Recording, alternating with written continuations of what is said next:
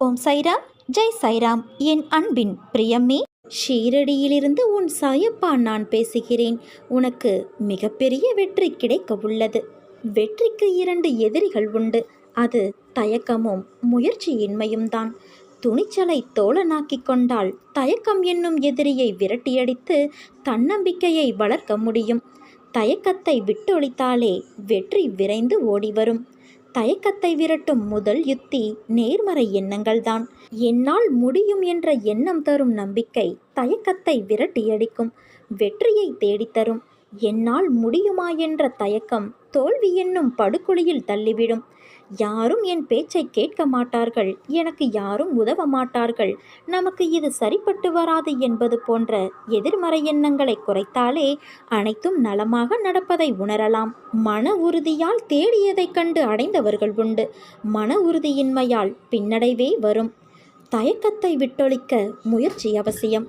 நீ எதற்காக தயங்குகிறாய், எதை கண்டு நடுங்குகிறாய் என்பதை உணர்ந்து கொண்டு அதை போக்குவதற்கு முயற்சி செய். அதற்கான தயாரிப்புகளோடு அடுத்தடுத்த செயல்களை செய். மன அமைதியோடு ஒருமுகத்தன்மையோடு செயல்பட்டு தயக்கத்தை வெற்றி காண முயற்சி செய். சோர்வாக இருப்பது, தயங்குவது, பின்வாங்குவது, ஆர்வம் குறைவாக இருப்பது, முடியுமா என சந்தேகிப்பது, முடிவெடுக்க முடியாமல் தயங்குவது, தன்னம்பிக்கையின்றி பேசுவது, செயல்படுவது எல்லாமே துணிவின்மையின் அடையாளங்கள். இதை தருவதும் தயக்கம்தான். தயக்கத்தை விட்டொழிக்கும் போது துணிச்சல் தானே வரும். துணிச்சல் வந்தால் தன்னம்பிக்கையும் கூடவே வந்துவிடும். நீ உன்னை பூனையாக நினைத்து கொண்டால் நீ பூனைதான். இதே உன்னை நீ சிங்கமாக எண்ணிக்கொண்டால் நீ சிங்கம்தான். மனம் எவ்வளவு துணிச்சலை கொண்டுள்ளதோ அந்த அளவில் உன் வெற்றி உறுதி. தயக்கத்தை தாங்கும் மனநிலையை அளித்தால் நீ மகிழ்வாய் வாழ முடியும். பொறுமையை விட மேலான தவமும் இல்லை, திருப்தியை விட மேலான இன்பமும் இல்லை, இரக்கத்தை விட உயர்ந்த அறமும் இல்லை, மன்னித்தலை விட ஆற்றல் மிக்க ஆயுதமும் இல்லை. தோல்விகள் சூழ்ந்தாலும் இருளை விளக்கும் கதிரவன் போல அதை நீக்கி அடுத்தடுத்த வெற்றிப்படியில் காலடி எடுத்து வை. முடியும் வரை அல்ல, உனது இலக்கினை அடையும் வரை. ஒவ்வொரு கதவும் மூடப்படும் போதும் மற்றொரு கதவு திறக்கும். மூடிய கதவை மட்டும் பார்த்து கொண்டே இருந்தால் திறக்கும் கதவு தெரியாது. சில கதவை திறக்க முயற்சி அவசியம். சில கதவை திறக்க பொறுமை அவசியம். எந்த கதவையும் திறக்க தன்னம்பிக்கை அவசியம். அன்பு குழந்தையே, பிரார்த்தனையும் நம்பிக்கையும் கண்ணுக்கு தெரியாதவை. ஆனால் எதையும் சாதிக்கும் ஆற்றல் அதற்கு உண்டு. நீ செல்லும் வழிகளில் வழித்துணையாக நீ அறியாமலே நான் உன்னோடு வருவேன். ஒரு பிரச்சனையை மனதில் வைத்துக்கொண்டு அதற்கு என்ன தீர்வு என்று புரியாமல் திண்டாடி குழம்பி நிற்கும் என் பிள்ளையே, பிரச்சனை உன்னை பிடித்து கொண்டு இல்லை, நீதான் பிரச்சனையை பிடித்து கொண்டு உள்ளாய். நீ அந்த பிரச்சனையை விடு, என் பக்கம் திரும்பு. என்னை நினைத்து கொண்டு அந்த பிரச்சனையை மறக்க முடிகிறதா என்று முயற்சி செய்.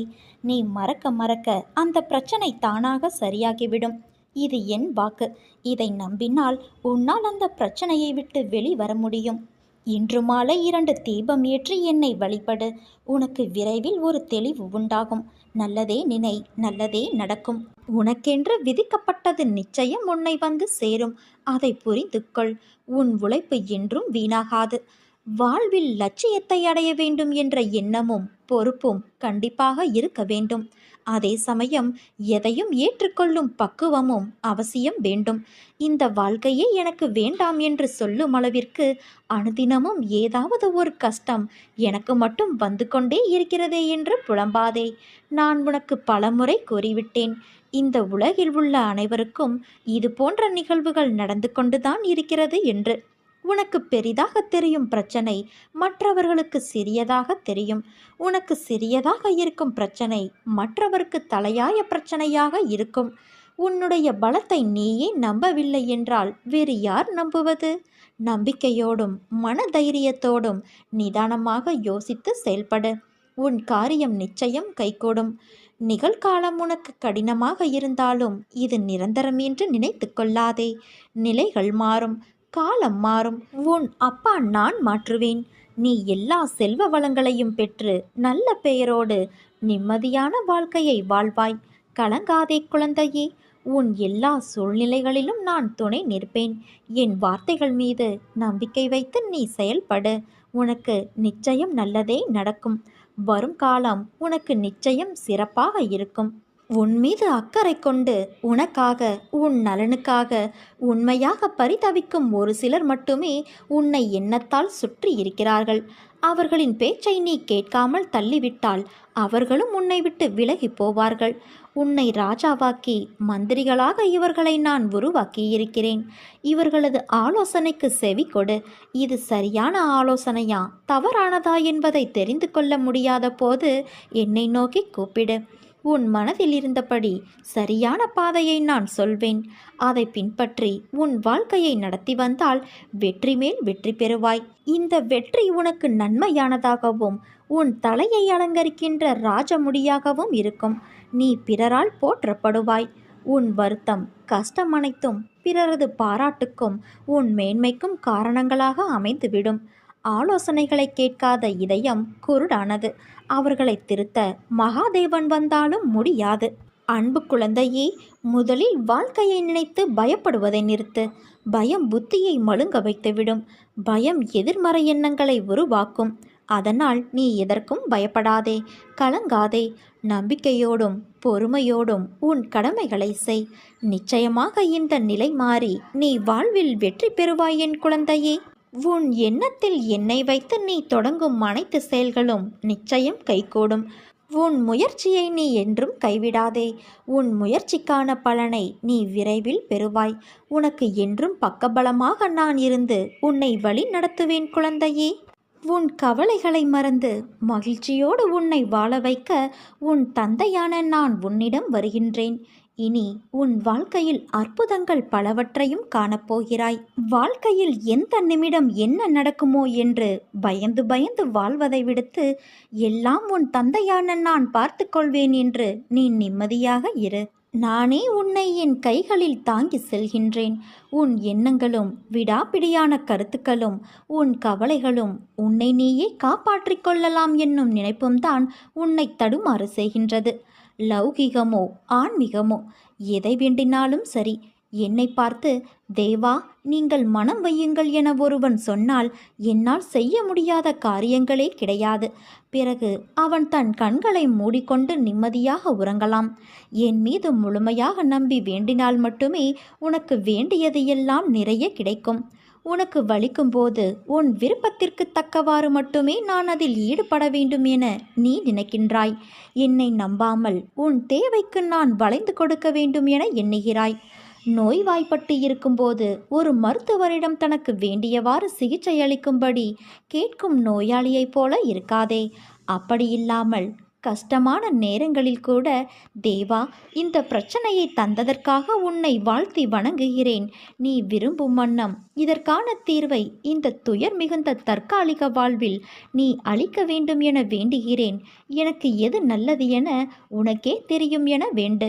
சில நேரங்களில் கஷ்டங்கள் குறைவதற்கு பதிலாக அதிகமாகுவதாக உணரும் போதும் அதற்காக பதட்டப்படாமல் கண்களை மூடிக்கொண்டு தேவா உன் விருப்பமே நிகழும், நீயே அதை எண்ணுவாயாக என பிரார்த்தனை செய். அப்படி நீ செய்யும்போது தேவையான நேரத்தில் ஒரு அதிசயத்தை நான் நிகழ்த்தி காட்டுவேன். நீ ஜெயிக்கப் போகிறாய் என் குழந்தையே. ஆனால் அது தெரியாமல் நீ கவலைப்பட்டு கொண்டு இருக்கிறாய். நம்பிக்கையோடு இரு. நான் உன்னோடு தான் இருப்பேன், எப்போதும் இருப்பேன். ஒருபோதும் என்னுடைய வாக்கு பொய்யாவது இல்லை. நீ வேண்டிய வேண்டுதல்கள் உடனே நடக்க வேண்டும். அப்படி இல்லை என்றால் என் மீது நம்பிக்கை வைத்து என்ன பயன் என்று எண்ணுவதை கைவிட்டுவிட்டு தொடர்ந்த நம்பிக்கையோடு என்னை சிக்கன பிடித்துக்கொள். படிப்படியாக அனைத்தும் நடக்கும். காலப்போக்கில் என் வார்த்தை உண்மையானது என்பது உனக்கே புரிய வரும். நீ விழும்போதெல்லாம் தாங்கி பிடிக்கவும், மனம் உடையும் போதெல்லாம் தட்டி கொடுக்கவும், தனியே அழும்போதெல்லாம் உன் கண்ணீரை துடைக்கவும் உன் தந்தையான நான் உன்னோடு தானே இருக்கிறேன். பிறகு நீ எதற்காக கவலைப்பட வேண்டும்? உன் துன்பமான காலங்களை கூட அன்பான புன்னகையோடும் தளராத நம்பிக்கையோடும் எதிர்கொண்டு பார். உன் தடைகள் அனைத்தும் வெற்றிப்படிகளாக மாறும். அதை பின்பற்றுவது சிறிது கடினமான ஒன்றுதான். ஆனால் அதை முயன்றுப்பார். உன் துயரங்கள் அனைத்தும் காணாமல் போகும். இரவு தூக்கமில்லாமல் எதையோ சிந்தித்து கொண்டு அதிகாலையில் அதிக மன அழுத்தத்தோடு கண் விழித்து மகிழ்ச்சி இல்லாத வாழ்க்கையை வாழும் உனக்கு இன்றிலிருந்து விடிவு காலம் பிறக்கப் போகிறது. என் அருளால் உன் வாழ்க்கை உனக்கு பிடித்த வண்ணம் மாறும். உன் தந்தை நான் மாற்றுவேன். உன் வாழ்க்கையில் நடக்கின்ற அனைத்தும் சூறாவளி காற்று போல உன்னை பந்தாடுகிறது என்ற உன் கதறல் என் காதில் எப்படி விழாமல் இருக்கும்? உன்னை விட்டு நான் எங்கே செல்வேன்? என் பிள்ளையின் இதயத்தில்தான் என் உயிர் வாழ்கிறது. அப்படி இருக்கையில் நான் எப்படி வெளியேறுவேன்? நான் உன் இதயத்தில் இருப்பதை அறியாமல் இல்லை. கவலைகள், சோகங்கள், வேண்டாத எண்ணங்கள் என்று எல்லா எதிர்மறைகளையும் உள்ளே வைத்து கொண்டு இருக்கிறாய். ஏற்கனவே உன் இதயத்தை துன்பங்களால் நீ நிறைத்து வைத்துள்ளாய். அது போதாது என்று நடக்கும் எல்லா நிகழ்வுக்கும் எதிர்மறை எண்ணங்கள் வேறு உனக்கு உதித்து கொண்டு இருக்கிறது. ஒன்றை தெரிந்து கொள். எதிர்மறை எண்ணங்கள் என்பது காந்தக்கல் போன்றது. அதன் தன்மையே எல்லா எதிர்மறைகளையும் அதனுள் ஈர்ப்பதுதான். அதன் பிடியில்தான் கர்மா என்ற வினைகள் சிக்கி அதில் தோன்றும் எண்ணங்களால் உன்னை தோல் தூளாக்கி உன் புத்தியை சிதற செய்கின்றது. அதன் கையில் உன்னை சிக்க விடாமல் உனக்குள்ளே இருந்து கொண்டு நான் யுத்தமிட்டு கொண்டு இருக்கிறேன். உன் இதயத்தில் நான் வாழ்ந்து கொண்டு இருக்கிறேன். அதன் பொருட்டுதான் உன் இதய துடிப்பின் ஓசையாய் உணர்த்துவதற்கு முயற்சி செய்கின்றேன். ஆனால் நீயோ ஓசை கேட்டும் உன் பிரச்சனைகளை அந்த ஓசைக்கு எதிர் ஓசையாய் ஒலிக்கின்றாய். பிறகு எப்படி என்னை முழுவதுமாக நீ உணர்வாய்? உன் மனதில் துன்பம் என்ற திரையை வைத்து போத்தி வைத்துள்ளாய். அதை முதலில் தூக்கி எறி. முதலில் வாழ்க்கையை நினைத்து பயப்படுவதை நிறுத்து. பயம் புத்தியை மழுங்க வைத்துவிடும். பயம் எதிர்மறை எண்ணங்களை உருவாக்கும். எதற்காகவும் நீ பயப்படாதே குழந்தையே. நம்பிக்கையோடும் பொறுமையோடும் உன் கடமைகளை நீ செய். நிச்சயமாக இந்த நிலை மாறி வாழ்வில் நீ வெற்றி பெறுவாய். என்னை தேடி வந்து என் மண்ணில் எவர் கால் வைத்தாலும் அவருடைய துன்பங்கள் முடிவுக்கு வந்துவிடும். நம் கவலைகளை, துக்கங்களை, அவமானங்களை, தோல்விகளை முழுவதுமாக துடைத்து எறிந்து நமக்கு நிம்மதியையும் சந்தோஷத்தையும் கௌரவத்தையும் நான் தந்தருள்வேன். ஒரு நாள் ஒரு முறையாவது என் பெயரை சொல்லிப்பார். உன் வாழ்வில் இதுவரை இல்லாத ஏற்றங்களையும் மாற்றங்களையும் நான் தந்தருள்வேன். நீ அமைதியாக என் அருகில் அமர்ந்து இரு. ஆக வேண்டியதை நான் பார்த்து கொள்கிறேன். உன்னை வெறுத்து ஒதுக்கியவர் மத்தியில், உன்னை இழிவாக பேசியவர்கள் மத்தியில் நீ எல்லாம் எங்கே வளரப்போகிறாய் என்று அகங்காரத்தோடு பேசியவர்கள் மத்தியில் உன்னை பார்த்து வியக்கும் வண்ணம் நான் உன்னை உயர்த்தப் போகிறேன். கடந்த காலத்தை நினைக்காதே. எதிர்காலத்தை எதிர்பார்க்காதே. இந்த நிமிடம், இந்த நொடி மட்டும்தான் உண்மை. அதை அனுபவி. உனக்கு உன் தந்தையான நான் நல்லதையே நடத்தி தருவேன். நேற்றோடு உன் கஷ்ட காலங்கள் அனைத்தும் முடிந்துவிட்டது குழந்தையே. இன்று முதல் உன் ஒவ்வொரு முயற்சியிலும் நீ வெற்றி பெறப்போகிறாய். உன் முற்கள் நிறைந்த வாழ்க்கை பாதையை பூக்கள் நிறைந்த பாதையாக மாற்றுவது என்னுடைய பொறுப்பு. உன் வாழ்வில் உள்ள அனைத்து கஷ்டங்களையும் போக்கி உனக்கு என்றென்றும் நான் வழித்துணையாக இருப்பேன். நீ தவறு செய்தாயோ இல்லையோ, பாவம் செய்தாயோ இல்லையோ, நீ நல்லவனோ கெட்டவனோ, எப்போது என் நாமத்தை உன் நாவினால் உச்சரித்தாயோ அக்கணமே உன் நான் என்ற சொல், அகந்தை இவை அனைத்தையும் அகற்றி உனக்கு வாழ்க்கையில் ஏற்றத்தை கொடுத்து உன்னை நான் உயர்த்த முடிவு செய்துவிட்டேன். நான் உன்னுடன் இருக்கின்றேன். இந்த நொடி வரை துன்பத்தில் இருக்கும் உன் வாழ்க்கை இனி இன்பமாக மாறப்போகிறது. கவலைப்படாதே, நல்லதே நடக்கும். உன் மனம் தள்ளாடி கொண்டு இருக்கிறது. கடிவாளம் இல்லாமல் ஓடிக்கொண்டு இருக்கிறாய். என்றாவது ஒரு நாள் விடியும் என்று காத்திருக்கிறாய். நீ அனுபவித்து வரும் துயரங்களிலிருந்தும் கடினமான சூழ்நிலைகளிலிருந்தும் விடுபட துடிக்கின்றாய். அதற்கான மாற்றங்கள் உன் வாழ்வில் நடக்கத்தான் போகிறது. இனி வரும் காலங்களில் உன்னை பாராட்டி பெருமைப்படுத்தப் போகிறார்கள். நீ விரும்பிய வாழ்க்கையை வாழப்போகின்றாய். உன்னுடைய தோற்றங்கள் புது பொலிவுடன் அனைவரும் கவரும்படி இருக்கும். உன்னை தேடி அனைத்தும் வரப்போகின்றது. பெயர் புகழோடு வசதி வாய்ப்புகளோடு திகழப்போகிறாய்.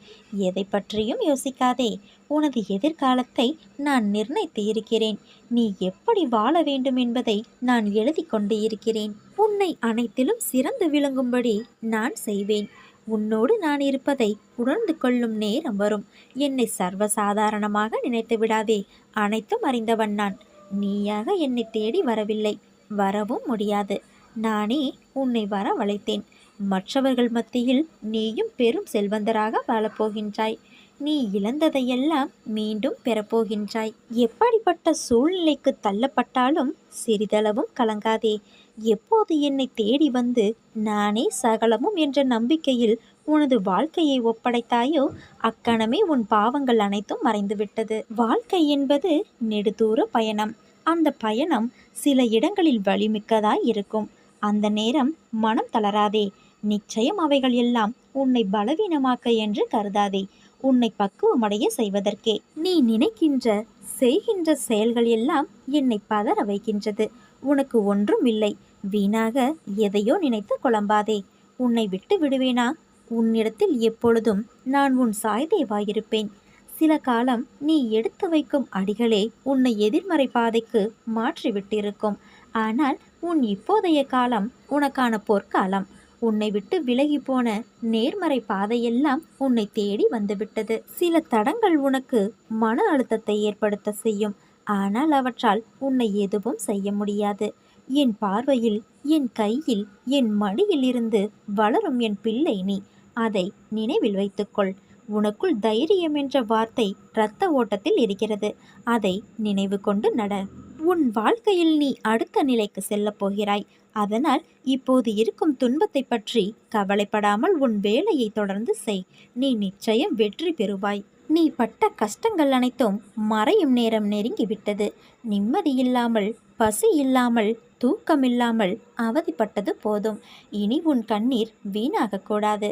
நான் உன் அருகில் இருந்து உன்னை கண்காணித்து உன் கர்ம வினைகளை போக்கி உனக்கு நல்ல எதிர்காலத்தை உருவாக்கி இருக்கின்றேன். இனி வரும் காலம் இனிதாகும்.